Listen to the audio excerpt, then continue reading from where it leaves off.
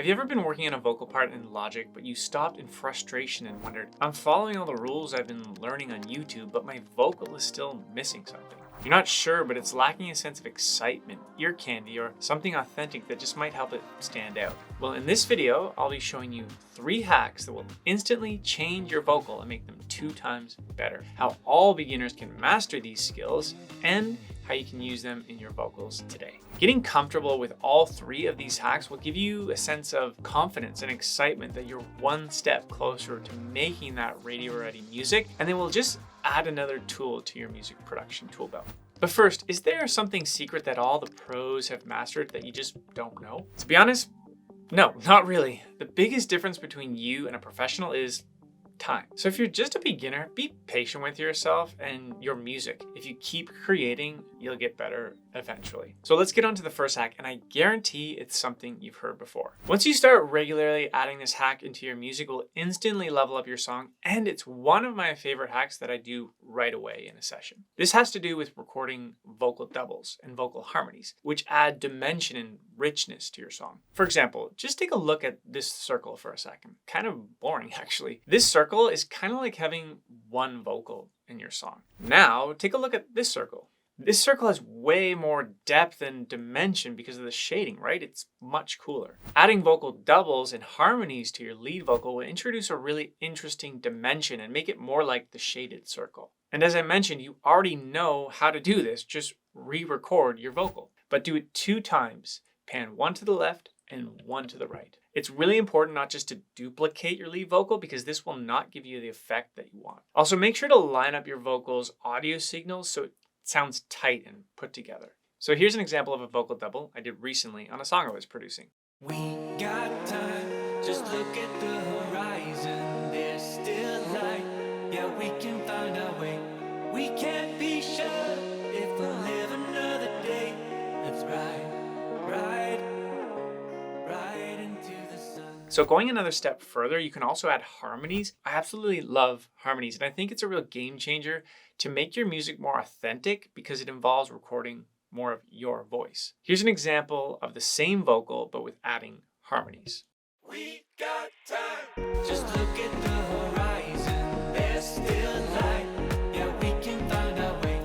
We can't be sure if we'll live another day.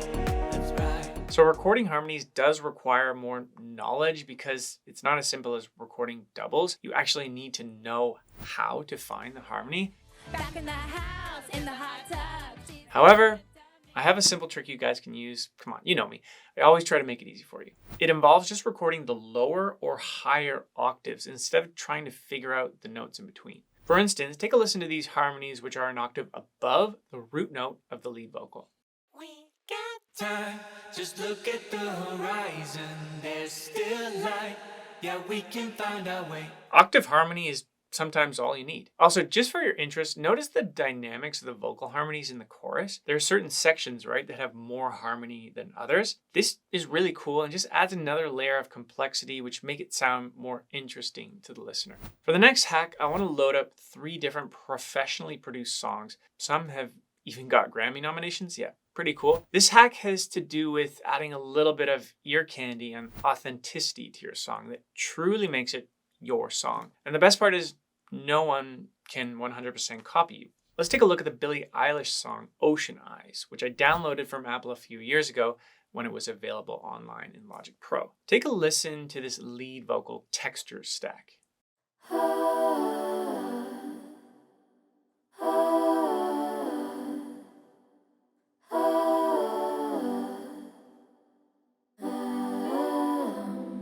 That is completely unique to her because it's her voice, and it's added so much texture to the song. It's almost like an instrument itself. The vocal response track and ghostly vocals track are 2 other examples of tracks that add even more ear candy and interesting spatial elements to help make the song stand out.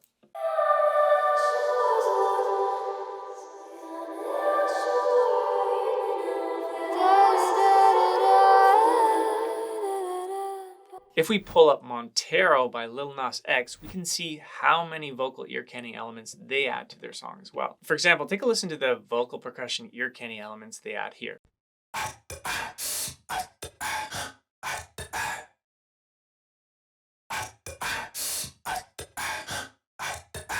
If we pull up the song Swing by Ellie Dixon, you can see how much ear candy she uses in tracks like the spoken vocals track.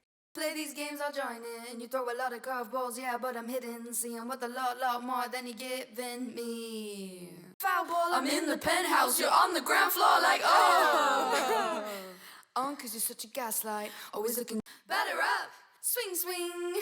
So how can you get inspired by these ear candy hacks and bring them into your own music? The first step is to choose a specific part in your song that you think could add value and lift the song with your voice. And remember, for all the singers who don't think they're singers, there's always autotune. Seriously, just use it. Like, once you turn down the volume, even if a vocal has autotune, the autotune becomes not very noticeable. The key part about adding ear candy is that it's not the main event, but only an added piece of sugar that gives the listener intrigue and excitement. The third vocal hack was something a friend of mine taught me in Berlin. He's a 2-time Latin Grammy winner, and he pulled this trick out of his sleeve when we were in a session together. Kelsey, I'm here.